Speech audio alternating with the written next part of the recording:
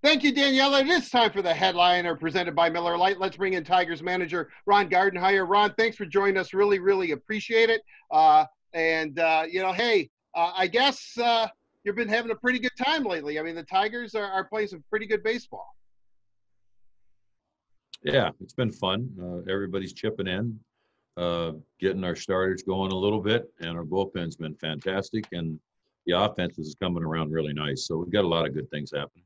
Well, I really want to get into the Tigers. I don't want you to think I'm a complete weirdo here, but look, you were born in Germany, and it says you were born on a couch. Is that true? I was. My dad delivered me on the couch. And, he might have slapped my mother. But yeah, I was born there. My older brother was born there also. So my dad was military for 23 years. So pretty cool. I have a German birth certificate. Really? Do you really? I do. Wow. But now I would take it, and then we'll get into the Tigers. If you're born in Germany and you have a German birth certificate, are you an American citizen because your dad is in the military? I guess what I'm asking, Ron, could you run for president? Yeah. Probably not. Yeah, I could. Yeah, I have an American birth certificate also. So it's kind of dual. I just, as a kid, just brought it. My mom brought it home and saved it, which is pretty cool. Yeah, really. No, that's good. Yeah. That's good. All right, let's move on to the Tigers. Obviously, we're doing this on Wednesday before you play the second game against the Brewers in Milwaukee. Currently riding a 6-game winning streak. When this airs tomorrow, hopefully it's a 7-game winning streak. But I guess I'm curious. Jacoby Jones going out, second year in a row. He unfortunately breaks his hand. He worked so hard to get to where he was today as a player and a real integral part of the Tigers. Is that a moment where you as a manager, this isn't about baseball, you put your arm around him and just, say, hey, you've done it before, you can do it again? I mean, how difficult is it when you know this guy's really, really in pain mentally and physically? Yeah, he was, in a rough spot yesterday, really disappointed once he found out broke. And then that's, some good stuff happening, as far as the medical part goes. He's definitely got it broken. He's going to get it fixed, but some good things have been talked about. So maybe it won't be as long as we originally thought, him being out. Who knows if he'll make it back before the end of the season, but there's some pretty good talk going on that, maybe they can fix it and get him back out there. So I don't want to put words in your mouth, but he could be ready for the playoffs. Jacoby. Well, who knows? I mean, it just depends. Once they fix it, right? Then we see how his rehab goes, and you go from there. Well, we always got to keep a glimmer of hope. Right. Well, yeah, I'm an optimist, so I'll definitely I'm right there with you. I'll be optimistic too. With that said, I know you called up Derek Hill today. I knew the original plan was Travis Demeritte to go and right, Victor Reyes, who's we know can play center field, and then a platoon system of Bonifacio and Stewart in left. Is that still your plan, or will Derek Hill see some time? No, we just mix and match them all. I won't leave him sitting on the bench. He's not going to help me at all if he doesn't get at bats. And he's a above average defender. So like tonight, I've got Bonifacio out and right. Just the matchups, you start looking at it against this pitcher, what they throw, and Bonifacio in right, and Victor in center, and Stu out there in left. And we'll start that way the game. And then as we go along, if they bring in a left-hander, we'll probably pinch hit Stu with somebody like Demeritte. And we might move our whole outfield around again. So we're just going to mix and match like we've been doing, kind of going through, all the good matchups for us. I told you this before. Years ago when you were Twins manager, you came on a radio show that I hosted every time the Twins were in Detroit. You were a guest. I hosted it with Doug Karsh. Besides you telling me you loved the Michigan football helmet, you talked about Twins baseball, and why the Twins were so good was from the moment a guy was drafted, he learned how to play the Twins way. And I'm kind of curious, and it's always stuck with me. Do you see similarities with what the Tigers are doing right now with what the Twins did back then, which is really create a system that churns out players and usually is competitive year in and year out? Yeah, that's what this organization has started doing since I've been here, and I'm sure they were doing it before I was here because they've had a lot of great players. The one thing we didn't do in Minnesota was really go on the free agent market. We believed in developing our own players, drafting as good as we can and developing them, and that's what the Tigers are doing right now. And it's going to show because we've drafted a lot of really talented people. This is going to be a good organization. It's going to get stronger and stronger. Well, the reason I asked you that was because I started the season, why not the Tigers? 60-game schedule, that was like my battle cry for the Tigers this season. The 9-game skid, was a little bit alarming because I'm thinking to myself, wow, what's going to happen here? Because when the Tigers in the past have started to lose, they can't stop the bleeding, so to speak. This team has been able to do that. Is that because they have replenished it? There is depth. There is something. I mean, Jacoby Jones is out, but that next man up mentality, the Tigers can actually do that, whereas opposed in the past, maybe they couldn't. Yeah, we've added a few talented veterans to come in. Our young players have gotten better that are up here, are playing better, another year experience and all those things. And you have to have that mentality. You've got some guys out there that really are getting after it pretty good, and a couple of leaders in that clubhouse. Shupe's really a good leader. Cabrera is really loud now. He's happy. He's swinging, and it's fun to win. And these guys have been a part of winners. And sometimes you got to teach, some of the young guys how to win. How about doing all the little things right? If it's getting a runner over, get him over. Give yourself up and do it. And we've been doing a lot of good things like that, taking advantage on the base pass. And that all comes with experience, but also that drive, the drive to not give up any time. And that's what they're doing. How easy does that make your job? I know it's a difficult job, but when everyone is on the same page, where you don't really even have to say too much, everybody knows what needs to be done. Well, that's the best part. I've got a great coaching staff that, believe me, they're constantly walking around. If they see something they don't like, we talk to the players. We're open about it. Hey, you got to run the ball out. You should have been on second base, and they'll agree. Yeah, I should have. I dogged it out of home plate. That if they hold themselves accountable and understand what we're trying to do and talking to them, it works out pretty good. When I look at when you brought up Casey Mize and Skubal and also Isaac Paredes, it seemed to be, I knew it breathed life into the fan base, but that seemed to kind of rejuvenate the team, regardless of how they performed on the field. But do you agree with that? I mean, when you add an influx of young talent like that kind of gets everybody a little bit jacked up.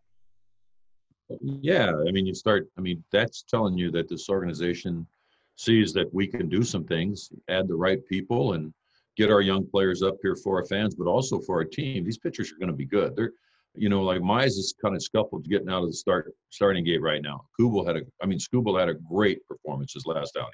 And Mize still hadn't kind of figured it out yet. He's overthrowing the ball a little bit, but that's the growing pains. But these players see this, and they know that that's the future of this team.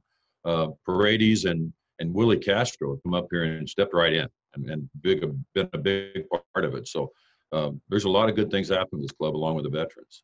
When I look at your starting pitching, obviously it looks like Matthew Boyd, and we weren't worried about Matthew Boyd. He was going to turn it around.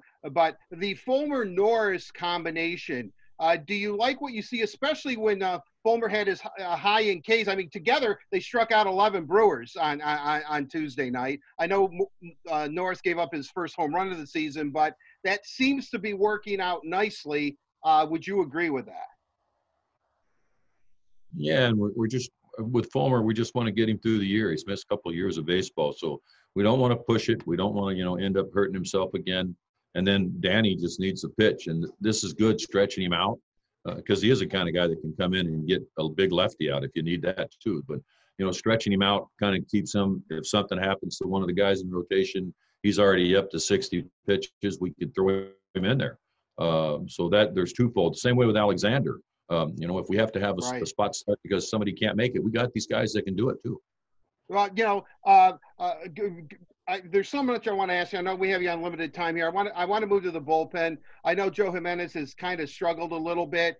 Is it now Soto, or will it still be bullpen or closer by committee? Or is that pretty much how you're going to go? Yeah, we're just going to kind of find the hot spots. When you go along, you get the seventh, eighth, and ninth inning. You figure out where the beefest part of their lineup is, and that's kind of where you throw 100 miles an hour at them. If that happens to be the end of the game, we'll do that. Fortunately for us, we've got a number of guys throwing the ball really well. Cisneros been throwing great. Buck's come back now; he's throwing it. Saw Brian Garcia get a big out. So we've got multiple people that can get people out and finish off a game. And Hemi came in and got the biggest out of the game. When we were playing the Twins. So and getting their big boy out, Cruz. So we'll get Jimenez back in there. All we want to do is get his confidence back up. But we're going to get him in there today. Probably is a good day for him. Maybe throw a complete inning, that type of thing, and go from there. Victor Reyes, a Rule 5 guy. I really like this Rule 5. The Tigers seem to, do their homework when they pick up somebody in the Rule 5 draft. Victor Reyes, I guess I would imagine his play. Are you surprised because he hasn't played a heck of a lot coming into this season, or have you always seen something in him? Because he's certainly a complete ball player. Well, we saw him grow last year. I mean, here's a Rule 5 guy, and all of a sudden you're watching this guy play, and he just got better and better. He got stronger. He worked and worked and worked. He's tireless. He doesn't take a lot of walks. He's up there hacking, but when you hack and you get hits, that's impressive because he'll swing. He'll swing out of the zone. He'll swing at some up above it, but he gets hits. And defensively, no matter where you put him, he goes out during BP and Shag runs balls down, and he does the same thing in the game. So he's just a game-on baseball player. We've got a good one here. They did a really nice job, Rule 5, with this kid. He's grown up, and he's getting stronger, and he can play. Now, Tigers are in the thick of things. They're obviously can make a legitimate playoff run, and they're playing meaningful games here in September. Do you have a message specifically to this team, or do you just let them go out and play? I mean, because there's always seems to be some managers or coaches are constantly in the air of their players. Other times they take a step back. Managers take a step back and say they're professionals. They know what to do. What kind of style do you have, especially right now where the Tigers are in contention? Well, I've always been a cheerleader. I'm hooting and hollering in the dugout like everybody else. If I see something, if I tell one of my coaches, hey, got to run the ball out, and I might tell them to go over and talk to him. Or I walk down through the dugout and tell him, let's go. This guy, he can't beat us. This guy cannot beat us. So, you're all those little things. And we have a lot of fun in the dugout, believe it or not, because the things that we hear from the dugout, our players saying, that's entertainment. And they keep me laughing and smiling, and that's my goal. My job is to keep them up and motivated and wanting to come to the ballpark and have fun. And that's what we try to do. Brian, I know tomorrow you have an off day. It's in Minnesota. You were there for 23 years, last 13 as manager. I don't know what you can and cannot do on your off day with social distancing, but are you looking forward to going back to a place that obviously means so much to you? Yeah, I still have a house there, and my daughter's there, so I'm allowed to go there. My daughter really doesn't want me to come because she's in the health business. So she's nervous that we're coming home, but I tell her I get tested 2 days in a row now. I've been tested. So, it's good to go home, get to see her. She's been by herself.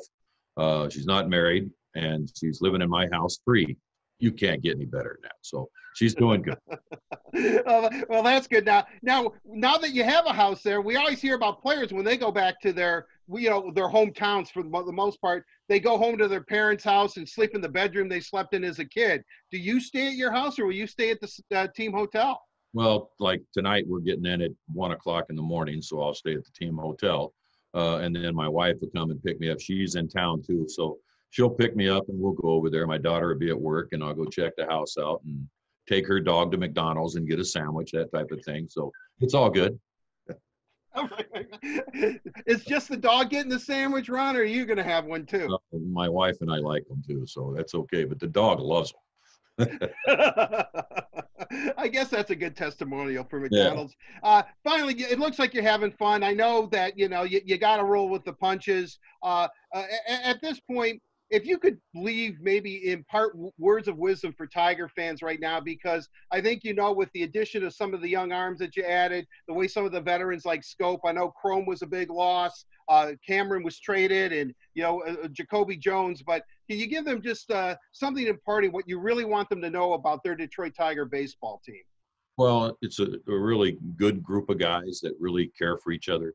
And if you can just see it walking around in there, there's little areas where social distancing, and they're, the music's flying around, and a different guy gets to pick it every day, which that's why I closed my door. So, it's a good bunch of guys that care, and they know how to play. And they root for each other really, really hard during the game. And you don't get guys all mad because they're not playing that day, or at least I don't see it, because they just want to win baseball games. And we got some veterans, Shoop and those guys that know how to do that, and they're kind of leading the way along with my coaching staff. So it's a fun, and we're having fun. But a week ago, we weren't having fun. So that's how the game can go. It can go so up and down, and it all depends on how we're going to do against these really good teams we're playing right now. We're playing some good teams. Well, certainly playing some good teams, but don't sell yourself short. The Tigers have been playing some good baseball. It's been a pleasure to watch them this season, Ron. That's a testament not only to the players themselves, but obviously to you and your coaching staff. Continued success. Thanks for joining us here on The Headliner. Really appreciate your time. My pleasure. Thanks for having me. All right, that'll do it. That is The Headliner, presented by Miller Lite. It is the original light beer, only 96 calories, and it is delicious and available for delivery. Daniela, back to you.